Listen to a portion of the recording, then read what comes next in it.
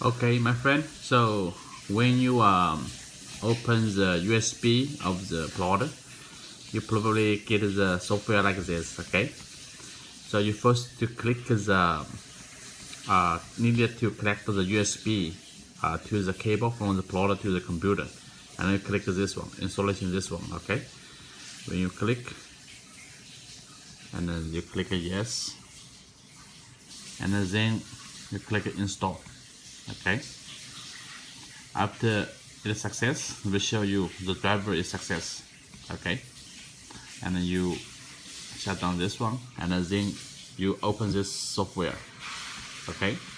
Open this, and you see the have a third one is language, and the first one is English, and this one is Spanish.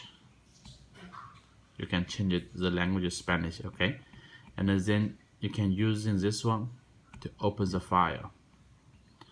You can get the file. For example, you can get this one. You open it. Okay. And then you click this one is plotter.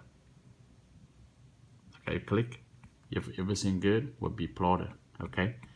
So if the information show like this way, you'll be choosing the plotter GET45.